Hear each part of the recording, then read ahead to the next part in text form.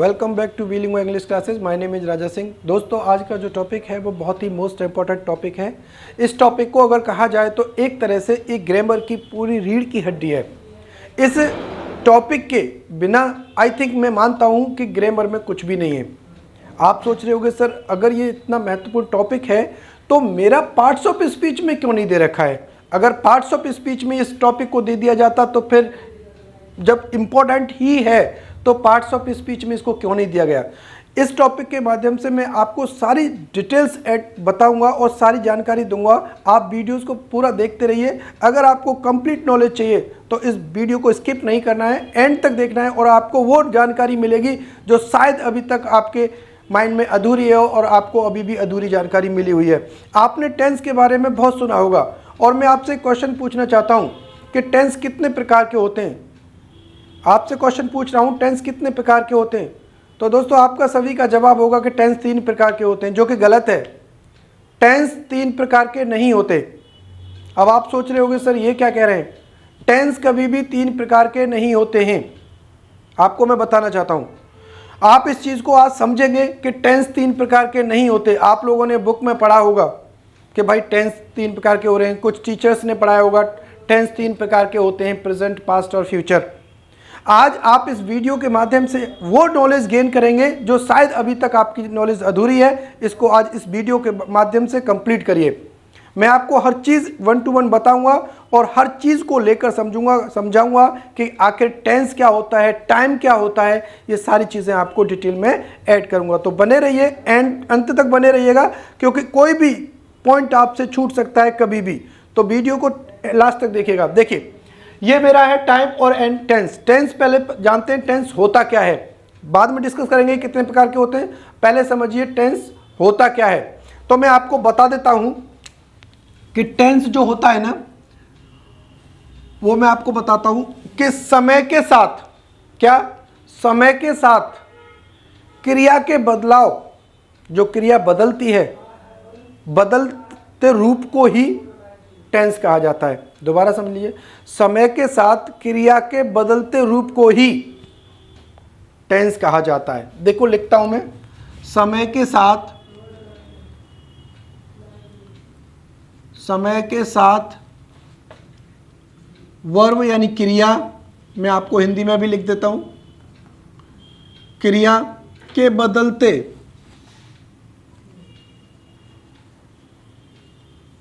बदलते रूप को ही टेंस कहा जाता है। आप याद रखिएगा कि समय के साथ जो वर्ब बदलती है, वो जो बदलने का जो रूप है उसी को टेंस कहा जाता है। अब आप सोच रहे होंगे सर टेंस का वर्ब से क्या संबंध है। तो मैं आपको बता देता हूं कि टेंस एक, आप ऐसे कह सकते हो कि टाइम ऑफ एक्शन है, या आप इसे कह सकते हो कि जो टेंस है ना एक वर्ब है। टेंस क्या है, एक वर्ब है। अब आपको समझ में आएगा कि पार्ट्स ऑफ स्पीच हमारे 8 होते हैं और पार्ट्स ऑफ स्पीच में टेंस का कहीं पर जिक्र नहीं किया जाता। अब आप सोच रहे होंगे कि जिक्र में ये मेन टॉपिक है, इसके बिना कुछ भी नहीं हो सकता ग्रामर में, फिर भी हम इसका जिक्र नहीं कर सकते। तो आपने देखा होगा कि पार्ट्स ऑफ स्पीच में एक वर्ब का जिक्र किया जाता है। तो आपको मैं दोस्तों बताना चाहता हूं कि टेंस एक वर्ब ही होता है। क्या होता है, टेंस एक वर्ब होता है। और जो वर्ब के बदलने की जो क्रिया होती है ना, वो कभी प्रेजेंट में हो जाता है, कभी पास्ट में हो जाता है, कभी फ्यूचर में हो जाता है ना। वो जो बदलने की क्रिया है ना, उसी को टेंस कहा जाता है। आप लोग इस चीज़ को विशेष ध्यान दीजिए। आप लोगों को लगेगा कि सर हमने तो बहुत कुछ पढ़ा था और आज तो बिल्कुल ही डिफरेंट हो गया। तो आप लोगों ने हमेशा बुक में वो चीज़ पढ़ी थी जो एक अधूरी जानकारी थी। आज मैं आपको कंप्लीट जानकारी दे रहा हूँ, आप इसको बेहतर तरीके से समझिएगा। तो देखिए, समय के साथ जो क्रिया के बदलते रूप को ही हम टेंस कहते हैं, या आप ऐसे कह सकते हो कि टाइम ऑफ एक्शन टेंस कहलाता है। टाइम ऑफ एक्शन ही टेंस कहलाता है। तो देखिए मैं आपको बताता हूं, जो एक्शन है वो मेरा एक वर्ब होता है। क्या होता है, एक वर्ब होता है। और वर्ब जो होते हैं वो क्या कहलाते हैं, वो कितने होते हैं, 5, V1, V2, V3, V4 and V5। जो वर्ब हैं, वर्ब के इतने रूप होते हैं, जो वर्ब हैं उसके कितने रूप होते हैं, V1, V2, V3, V4 and V5। अभी मैं सारी चीज़ें समझाऊंगा, एक एक करके समझते हुए चलेगा। मैंने आपको बताया कि टाइम ऑफ एक्शन, मैं पहले अभी वर्ब की बात कर रहा हूँ। एक्शन को ही वर्ब कहा जाता है, वर्ब को ही एक्शन कहा जाता है। और वर्ब के जो होते हैं ना, वो 5 रूप होते हैं। जैसे मैंने आपसे कहा, लगा लीजिए अगर मैं आपसे कहता हूँ राइट, राइट मेरा V1 है, राइट क्या है, V1 है। इसी की मैंने यहाँ पर लिखा रोट, ये V2 है, राइट रोट। इसी की V3 लिखूंगा मैं तो रिटन हो जाएगा, क्या हो जाएगा, रिटन हो जाएगा। इसी की V4 लिखूंगा तो राइटिंग हो जाएगा, क्या हो जाएगा, राइटिंग हो जाएगा। और इसकी B5 लिखूंगा तो राइट्स हो जाएगा। ये बी की फॉर्म होती है, एक्शन की फॉर्म होती है। आप इनको याद रखिए, बी की 5 फॉर्म्स होती हैं। B1 write, B2 wrote, B3 written, B4 writing and writes. तो ये सारी चीज़ें मैंने आपको बता दी। अब आपको ध्यान रखना है कि टेंस क्या है, एक वर्ब है। और आपको बता दूं कि वर्ब एक ऐसी चीज़ है जो सारे टेंस को, सारे सेंटेंस को जकड़े रखती है, सारी ग्रामर को पकड़ बनाए रखती है ना। अब आपसे मैं बताऊं कि सर ये तो टेंस की बात रही कि टेंस क्या होता है, तो मैं आपको बता देता हूं एक छोटे से में। देखो, एक लेता हूं मैं टाइम और एक लेता हूं टेंस। तो एक बात याद रखना मेरे दोस्तों कि टाइम का कोई भी ग्रामेटिकल टर्म नहीं होता, टाइम का कोई भी ग्रामेटिकल टर्म नहीं होता है, लेकिन टेंस का हमेशा ग्रामेटिकल टर्म होता है। याद रखना, जो टाइम है उसका कोई भी ग्रामेटिकल टर्म नहीं होगा, ये नॉन ग्रामेटिकल होगा, नॉन ग्रामेटिकल होगा, इसकी कोई भी ग्रामेटिकल टर्म नहीं होगी। और ये हमेशा ग्रामेटिकल टर्म में होगा, ग्रामेटिकल टर्म, इसकी हमेशा ग्रामेटिकल टर्म होती है। टेंस की ग्रामेटिकल टर्म होती है और टाइम कोई भी ग्रामेटिकल टर्म में नहीं होता, इसकी कोई भी ग्रामेटिकल टर्म नहीं होती है। बात समझ में? अब आप कंफ्यूज ना हो कि टाइम क्या होता है, टेंस क्या होता है। तो ये सारी चीज़ें आप लोगों को ध्यान रखनी है कि ग्रामेटिकल टर्म हमेशा टेंस की होती है और नॉन ग्रामेटिकल टर्म हमेशा टाइम की होती है। तो आप लोग इस चीज़ को हमेशा ध्यान रखिएगा। अब मैं आपको इनका मतलब बता देता हूँ कि ये सारी चीज़ें कैसे चलेंगी, कैसे नहीं चलेंगी। तो देखिए, मैंने आपको बता दिया एक्शन क्या होता है, एक वर्ब होता है और वर्ब के 5 रूप होते हैं, है ना, V1, V2, V3, V4 and V5। Clear? Time और टेंस में अब मैं आपको एग्जाम्पल्स के सारे एग्जाम्पल्स के अनुसार ये सारी चीज़ें बताता हूँ कि किस तरीके से आप टाइम कहेंगे, किस तरीके से टेंस कहेंगे। इससे पहले, बताने से पहले मैं आपको बता देता हूँ, अभी आपसे मैंने क्वेश्चन किया था कि अगर आपसे कोई पूछे कि टेंस कितने होते हैं, तो आप याद रखना कि टेंस 2 होते हैं, प्रेजेंट एंड पास्ट। लेकिन अगर आपसे पूछे कि टाइम कितने होते हैं, तो प्रेजेंट, पास्ट, फ्यूचर ये टाइम होता है, ये टेंस नहीं होता। मैं आपको एक डिटेल्स में बता देता हूँ ये चीज़ें, आप लोग याद रखिएगा। अगर आपसे कोई पूछे टाइम और टेंस, तो देखिए मैं आपको बता देता हूं, टेंस होते हैं 2, प्रेजेंट, पास्ट और प्रेजेंट, पास्ट और प्रेजेंट। अभी आपको बताऊंगा कि ये फ्यूचर क्यों नहीं होता। तो देखिए, और ये होते हैं 3, past, present and future, past, present और फ्यूचर। आपसे अगर कभी भी कोई भी पूछता है कि टेंस कितने होते हैं, तो ध्यान रखना टेंस होते ही नहीं है, टाइम होता है। और टाइम 3 होते हैं, present, past and future, present, past and future, ये हमारा टाइम होता है। और अगर टेंस की बात करूं तो पास्ट और प्रेजेंट 2 ही टेंस होते हैं। अब देखिए कैसे, अगर मैं आपसे ये कहूं कि जरा देखिए, मैंने आपको बताया था टेंस क्या होता है, वर्ब होती है। टेंस क्या होता है, एक वर्ब होती है, एक एक्शन होता है। और ये जो वर्ब बदलती है ना, इसी को टेंस कहते हैं। प्रेजेंट में बदल गई, पास्ट में बदल गई और कहीं चली गई। तो हम लोग देखते हैं कि अब एक बात बताइए, क्या यहाँ पर ये B1 है, V2 पास्ट की है, ये B3 पास्ट की है ना, ये कंटिन्यूस दिखाता है और ये प्रेजेंट दिखाता है। इसमें कहीं फ्यूचर दिखाई दे रही है, फ्यूचर की वर्ब कहीं दिखाई दे रही है आपको? अगर टेंस है तो फ्यूचर की वर्ब होनी चाहिए, अगर टेंस है तो फ्यूचर की वर्ब होनी चाहिए, जबकि इसमें कोई भी, इस 5 वर्ब्स के अलावा कोई भी फ्यूचर की वर्ब नहीं है, तो इसलिए फ्यूचर टेंस नहीं है, फ्यूचर टेंस नहीं है। इसलिए टेंस 2 ही है, पास्ट और प्रेजेंट। ये टाइम है 3, प्रेजेंट, पास्ट और फ्यूचर। तो अगर आप कहेंगे सर फिर क्यों बनता है, तो आपको मैं बताता हूं, एक विल और एक शैल, ये मॉडल होता है हमारा, ये मॉडल वर्ब्स होता है, मॉडल वर्ब्स होती हैं हमारी, और मॉडल वर्ब्स को बनाया जाता है फ्यूचर में, इसलिए ये टाइम को मेंशन करता है, टाइम बताता है, इसलिए हम इसको फ्यूचर में ले जाते हैं, लेकिन टेंस नहीं होता। क्लियर हुआ? तो यहां पे हमेशा याद रखना कि टाइम 3 होते हैं, पास्ट, प्रेजेंट और फ्यूचर, टेंस 2 होते हैं, पास्ट और प्रेजेंट। बस इतना बात आपको याद रखना है। ये डीपली नॉलेज दे रहा हूं मैं आपको, जो आपको बुक में कहीं नहीं मिलेगी। मैं आपको बता रहा हूं, बुक में कहीं नहीं मिलेगी। आपने जो भी पढ़ा था अभी तक अधूरी जानकारी थी, आज मैं आपको कंप्लीट जानकारी देने जा रहा हूं। इसको हमेशा याद रखिएगा, क्योंकि कंपटीशन के जो बैठते हैं बच्चे, उनको अधूरी जानकारी नहीं होनी चाहिए। तो कॉम्पिटिटिव एग्जाम्स के पॉइंट्स ऑफ व्यू से मैं आपको पूरी जानकारी दूंगा, इस सारी चीज़ों को बताऊंगा।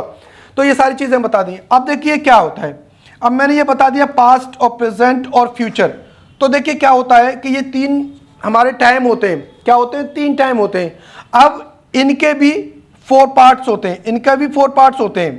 क्या होते हैं? तो देखो, एक तो होता है पास्ट का, जो होता है इंडेफिनिट, इंडेफिनिट होता है, और एक होता है कॉन्टिन्यूअस, एक होता है परफेक्ट, और लास्ट होता है परफेक्ट कॉन्टिन्यूअस, परफेक्ट कॉन्टिन्यूअस। इस पास्ट के 4 पार्ट्स हो गए, इस प्रेजेंट के यही होंगे, प्रेजेंट के भी यही होंगे, indefinite, continuous, perfect, perfect continuous. ऐसे ही फ्यूचर के होंगे, इंडेफिनिट, कॉन्टिन्यूअस, परफेक्ट और परफेक्ट कॉन्टिन्यूअस। ये टाइम है, टेंस नहीं है, ये टाइम है। तो याद रखना हमेशा। तो अगर मैं आप ये सारी चीजें बता दी आपको, मैंने छोटी जानकारी, मैं आपको एग्जांपल्स के माध्यम से बताता हूं कि समय यानी टाइम और टेंस में क्या अंतर है। ठीक है, तो देखते हैं, चलिए। देखो, अगर मैं आपसे ये कहूं, मैं एग्जांपल्स दे रहा हूं आपको। देखो, अगर मैंने आपसे कहा he goes to Delhi, he goes to Delhi every Monday, he goes to Delhi every Monday. मैंने सेंटेंस इसको लिखा। अब आपके सेंटेंस को ये दे रहा है कि ही गोज टू दिल्ली। तो देखिए, ये मेरा क्या है? वर्ब है। क्या है? वर्ब है। और यहां से आपको टाइम पता पड़ रहा है, ये मेरा एक टाइम दे रखा है। ठीक है, ये मेरा एक टाइम दे रखा है। मैंने कहा he goes to Delhi every Monday, वो एवरी मंडे, हर मंडे को क्या करता है? दिल्ली जाता है। अब यहां पर समझते हुए चलना, अगर मैं यहां पर इसको थोड़ा सा हटा दूं, मान लीजिए इसको हटा दिया मैंने, एवरी मंडे हटा दिया, मैं इस सेंटेंस को ऐसे लिख सकता हूं, ही वेंट टू दिल्ली। अगर मैं लिखता हूं यहां पर एवरी मंडे लिख दीजिए, ही वेंट टू दिल्ली, कोई बात नहीं। अगर मैं आपसे लिखता हूं he will go to Delhi, अब देखिए मैंने यहां पर टाइम लिखा, कोई बात नहीं, टाइम लिख दीजिए आप, नहीं भी लिखते तो भी देखिए। अब बताइए जरा, क्या इस टाइम के बिना ये प्रेजेंट का, ये पास्ट का, ये फ्यूचर का आपको दिखाई नहीं दे रहा? अगर आपसे कोई पूछे कि ये टेंस किस में है, आप कहोगे सर गोज लगा हुआ है प्रेजेंट में। इसका मतलब आपको क्रिया का जो रूप बदल रहा है, वो जो बदलने का जो तरीका है, जो बदलने की जो क्रिया हो रही है, जो बदलने का जो रूप है, वही क्या है? हमारा टाइम है। अब मैं आपसे कहता हूं कि टाइम इसमें दे गया, लेकिन नहीं है। अब आपको, अगर मैं यहां से इसे हटा दूं, सपोज करिए मैंने इसको हटा दिया, इसको हटा दिया। अब बताइए कोई पूछे आपसे कि सर ये पहला टेंस जो है वो किस में है, आप कहोगे सर ये प्रेजेंट में है। तो कैसे पता पड़ा आपको? उसकी वर्ब को देखकर। ये किस में? पास्ट में। किसको पता पड़ा? वर्ब को देखकर। ये किस में? फ्यूचर में। कैसे पता पड़ा? ये वर्ब को देखकर। तो वर्ब का जो रूप बदलता है और जो बदलने के रूप को ही हम टाइम कहते हैं। क्लियर हुआ? इसको ही हम टाइम कहते हैं। एक बात याद रखना कि इसमें अगर मैं आपसे कहूं कि एक बात बताइए, अगर मैं इस गोज को और वेंट को और विल गो को हटा दूं तो सेंटेंस अगर मैं ऐसे लिखता हूं, ही टू दिल्ली, क्या ये सेंटेंस ठीक है? इसमें से अगर दिल्ली को हटा देता हूं या टू को हटा देता हूं या ही को हटा देता हूं या गोज को हटा देता हूं, कौन सा वर्ड पावरफुल है इसमें? इस सेंटेंस में कौन सा वर्ड ऐसा है कि जिसके बिना कुछ काम नहीं हो सकता? तो आपको समझ में आएगा सर वर्ब ऐसी है जिसके बिना सेंटेंस बनेगा ही नहीं, सेंटेंस अधूरा है। तो वर्ब है वही तो मेन है, वही तो बदलती है, और जब बदलती है तो वही तो टाइम बताती है। जब वो अपना रूप बदलती है तो टाइम बदलता है। जब वो अपना रूप एक रूप में रखती है तो टाइम एक रूप में होता है। जब वर्ब दूसरे रूप में बदलती है तो टाइम भी दूसरे रूप में चला जाता है। कहने का मतलब है प्रेजेंट में है। प्रेजेंट का मतलब मैं आपसे बात कर रहा हूं, मैं वीडियो बना रहा हूं, ये मेरा प्रेजेंट है। मैंने कल वीडियो बनाई थी, ये मेरा पास्ट था, लेकिन कल मैं आपको कोई नया टॉपिक पढ़ाऊंगा, ये मेरा फ्यूचर होगा। तो ये टाइम होगा, टेंस नहीं होगा, क्योंकि वर्ब हमारी क्या बनेगी? ये वर्ब बनाने से बनेगी।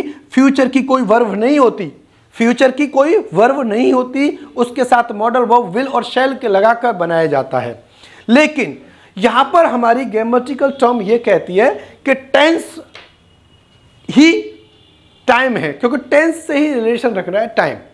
तो टाइम एंड टेंस को मैंने अच्छी तरह से समझा दिया। अब अगर मैं आपसे कहूं कि सर इसको डीपली पढ़ने की नॉलेज कहां से कैसे आएगी, तो डीपली पढ़ने की नॉलेज आपको हम देंगे। देखो कैसे, मैंने आपको बता दिया कि टाइम या टेंस आप इक्वल मान सकते हैं आप, लेकिन अंतर है वो मैंने बता दिया कि टेंस वर्ब होता है, वर्ब के बदलने की रूप को ही हम टाइम कहते हैं, है ना। अगर मैं आपसे ये कहूं कि टेंस हमारे और टाइम तीन होते हैं, प्रेजेंट, पास्ट और फ्यूचर। इसके भी 4 पार्ट्स होते हैं, इंडेफिनिट, कॉन्टिन्यूअस, है ना, परफेक्ट, परफेक्ट कॉन्टिन्यूअस। ये तो ये आपको 3 × 4 हमारे 12 हो गई। पूरे हमारे कितने होते हैं? 12 होते हैं। अगर मैं आपसे ये कहूं कि सर इसको पढ़ने की जरूरत क्या है, अभी तक आप लोगों ने बहुत कुछ चीजें पढ़ी थी। देखो मैं आपको कुछ सेंटेंस दे रहा हूं, जैसे मैंने कहा Rohan is going to Delhi. Rohan is going to Delhi next month. ठीक है, पहला सेंटेंस ये है। दूसरा सेंटेंस देखिए, the plane will take off at 5 PM, और यहां पर लगा दिया मैंने टुमारो, ये लगा दिया। क्या मतलब है? अब इन सेंटेंस के माध्यम से समझिए आप। पहला सेंटेंस क्या रहा? Ram is going to Delhi next month. देखिए टाइम दे रखा है मेरा नेक्स्ट मंथ, ये रहा, ये टाइम है मेरा, और आपको पता है कि ये इज गोइंग लगा हुआ है, यानी प्रेजेंट कॉन्टिन्यूअस है, तो प्रेजेंट का टाइम है। कहने का मतलब है कि Ram is going to Delhi next month. अब जरा इस सेंटेंस की हिंदी को, राम अगले महीने दिल्ली जा रहा है। आपको लग रहा है कि ये तो प्रेजेंट का है और ये जो टाइम बता रहा है वो हमारा फ्यूचर का बता रहा है। टेंस प्रेजेंट में है, वर्ब प्रेजेंट में है, लेकिन हमारा जो टाइम बता रहा है वो फ्यूचर का बता रहा है। किसका बता रहा है? फ्यूचर का बता रहा है। तो आप एक बात बताइए, क्या ये सेंटेंस सही है? बिल्कुल नहीं, ये सेंटेंस बिल्कुल सही नहीं है। इस सेंटेंस को बनाने के लिए आपको क्या करना पड़ेगा? आपको यहां पर ये टाइम हमारा जा रहा है आगे, क्योंकि टाइम क्या फ्यूचर कहा जाता है कि जो काम अभी हो रहा है या होता है उसे बनाइए, लेकिन जो काम फ्यूचर में हो उसे फ्यूचर में ही करिए। क्योंकि तो यहां पर ये बनेगा Rohan will go to Delhi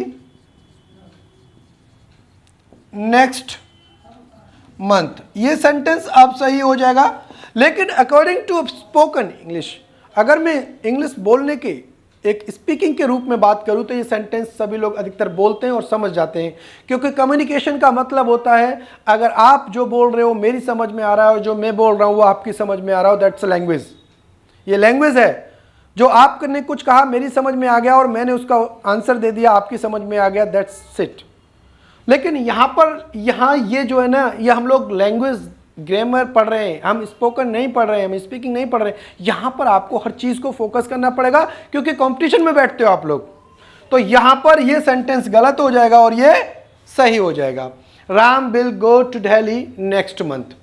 लेकिन अगर इसमें बिल्कुल नियर फ्यूचर होता, क्या होता? नियरली फ्यूचर होता। जैसे मैं ये कह सकता था, अगर मैं ये कहता टुमारो, तो ये सेंटेंस बिल्कुल नियर फ्यूचर के लिए इज एम आर का यूज किया जाता है। नियर फ्यूचर के लिए हम यूज करते हैं इसको, तो ये सेंटेंस बिल्कुल सही हो जाता, अब सेंटेंस सही हो जाता। लेकिन थोड़ा सा लॉन्ग फ्यूचर के लिए हमेशा इसको यूज नहीं करते। ठीक है, स्पीकिंग में हम दोनों को, उसको भी यूज कर सकते थे, इसको भी यूज कर सकते थे। अब देखिए, the plane will take off at 5 PM tomorrow. जो हमारा प्लेन है उड़ान भरेगा, वो कब भरेगा? 5 बजे कल। ये सेंटेंस ठीक है भाई, कल भरेगा ना, उड़ेगा कब? कल उड़ेगा 5 बजे। आप लोगों को समझ में आ रहा होगा कि ये बिल्कुल सेंटेंस ठीक है, लेकिन सेंटेंस मेरे बच्चों ये गलत है। ये सेंटेंस गलत है। क्या होता है? ये सेंटेंस कैसे बनेगा? ये सेंटेंस ऐसे बनेगा, the plane takes off at 5 PM tomorrow. अब आप कहोगे सर ये प्रेजेंट में कैसे बना दिया? तो आप लोगों को बता दूं, 2 तरीके के डिसीजंस होते हैं। एक तो हम खुद डिसीजन लेते हैं कि भाई मैं कल जाऊंगा, वो कल जाएगा, मेरे पापा कल जाएंगे, मेरा भैया कल जाएगा, है ना। तो ये तो एक खुद डिसीजन होता है कि भाई जाएगा तो भाई का डिसीजन है, मैं जाऊंगा तो मेरा डिसीजन है। एक होता है publicly decision, government decision, system का डिसीजन। और उस सिस्टम के डिसीजन को कभी भी प्रेजेंट में ही बनाया जाता है, फ्यूचर में क्यों ना बात कही हो, हमेशा प्रेजेंट में ही बनाया जाता है। जैसे मैं कहूं आपसे कि नरेंद्र मोदी कल भाषण देंगे, कल भाषण देंगे, तो ये एक नरेंद्र मोदी कल एक भाषण देंगे, तो हम लोगों को पता पड़ गया इस चीज को। तो ये पब्लिक है, एक सिस्टम है। नरेंद्र मोदी कल अलीगढ़ आएंगे, दिल्ली आएंगे, इलाहाबाद आएंगे और मुंबई आएंगे, बहुत जगह पर आएंगे, तो एक सिस्टम है ना, उस सभी को पता है, पब्लिक है ये उनका खुद का डिसीजन नहीं है। मैं कहूं आपसे तो एक सेपरेट डिसीजन जो होता है। अब मैंने कहा इंडिया फाइनल खेलेगी कल इंडिया फाइनल मैच खेलेगी, ठीक है। अब बताइए, कल इंडिया फाइनल मैच खेलेगी, ये पूरा सिस्टम हुआ ना, तो ये फ्यूचर में नहीं बनेगा, ये प्रेजेंट में बनेगा।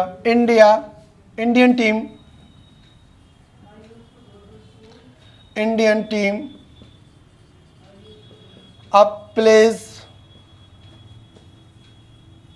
Final match. अब क्या लगाएंगे? Final match tomorrow.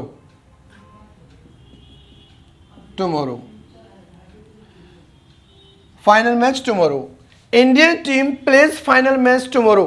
इंडिया की टीम है, इंडियन टीम है, वो क्या करेगी? फाइनल मैच खेलेगी कल।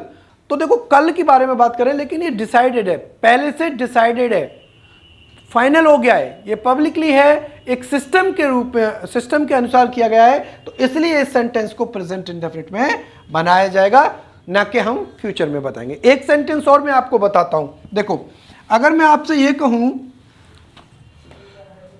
सेंटेंस है if you will work hard, if you will work hard you will pass। Sentence मैंने लिया if you will work hard you will pass। यदि तुम मेहनत करोगे तो पास हो जाओगे, यदि तुम मेहनत करोगे तो पास हो जाओगे। सेंटेंस दे रखा है, यदि तुम मेहनत करोगे तो पास हो जाओगे। अब आपको समझ में आ रहा है कि दोनों फ्यूचर में बने हुए, ये कंडीशनल सेंटेंस है। तो जब भी कभी भी कंडीशनल सेंटेंस में इफ लगा हो, है ना, व्हेन लगा हो, अनलेस लगा हो, टिल लगा हो, ये सेंटेंस है, ये हमेशा प्रेजेंट में बनते हैं और इसे कभी फ्यूचर में नहीं बनाया जाता। तो यहां पर आएगा if you work hard you will pass. तो यह ध्यान रखना है, ये सेंटेंस, तो ये कंडीशनल सेंटेंस है। तो कंडीशनल सेंटेंस में इस तरीके का आता है। अब आप सोच रहे हो सर ये चीजें कैसे, ये सारी चीजें मैं हर सेपरेट वीडियो में दूंगा आपको, जब आपको हर टेंस को डिटेल में पढ़ाऊंगा। और इस डिटेल में पढ़ाने के लिए मुझे दोस्तों आपका साथ चाहिए। मैं आप लोगों के लिए इतनी मेहनत करता हूं, अच्छे से अच्छे टॉपिक देता हूं, आप मुझे सपोर्ट नहीं करते हैं। आप ज़्यादा से ज़्यादा सपोर्ट करिए, तभी मैं आप लोगों के लिए मेहनत करके अच्छी से अच्छी वीडियो लेकर आऊँगा। आप लोग सपोर्ट करेंगे तभी बात बनेगी। मैंने ये सेंटेंसेस आपको बता दिए, इसके माध्यम से हर चीज़ को समझा है। ये छोटा सा कॉन्सेप्ट है, टाइम एंड टेंस का छोटा सा कॉन्सेप्ट है, जिसमें बच्चों को बहुत कन्फ्यूजन रहता है, बहुत ज़्यादा कन्फ्यूजन रहता है। तो आप लोग हैं ऐसे, अब एक सेंटेंस और देता हूं मैं आपको, देखिए इससे और क्लियर हो जाएगा। अगर मैं कहूं आपसे I am always doing this work, doing this work, ये सेंटेंस मैंने आपको दिया है, I am always doing this work. क्या ये सेंटेंस सही है? I am always doing this work, मैं हमेशा अपना काम कर रहा हूं? नहीं, ये सेंटेंस गलत है। इस सेंटेंस को इस तरीके से फ्रेम नहीं करेंगे, इस तरीके से फ्रेम करेंगे, I always do this work, do this work. ये सेंटेंस अब सही होगा। ऐसा क्यों होता है? कैसे सेंटेंस किस रूप में जा रहे हैं, समझे जा रहे हैं, कुछ कहे जा रहे हैं, कुछ बन रहे हैं, कुछ बोले जा रहे हैं, कुछ, ये सब एक स्ट्रक्चर का, एक सेंस का है ना। तो आप लोगों ने अभी तक ये सारी चीजें पढ़ी हैं कि सर जिन वाक्यों के अंत में ताहती है प्रेजेंट इंडेफिनिट, रहा है रही है प्रेजेंट कॉन्टिन्यूअस, ये सारी चीजें, ये चीजें हमारी थोड़े छोटे से लेवल तक सीमित रहती है। लेकिन जब हम कॉम्पिटिटिव एग्जाम्स की तैयारी करते हैं तो ये लेवल हमारा अप हो जाता है और ये जो बेस है वो डाउन हो जाता है। तो हम लोगों को अपना लेवल अप करके चलना है। तो इसलिए आप लोगों से हमेशा रिक्वेस्ट है कि पूरी वीडियो को देखा करो, नोट्स बनाओ और हमारी वीडियो को आप लाइक करें, सब्सक्राइब करें, शेयर करें, अपने दोस्तों में फैलाएं। मैं आपके साथ ऐसी मेहनत करता रहूँगा, बने रहिए। Thank you.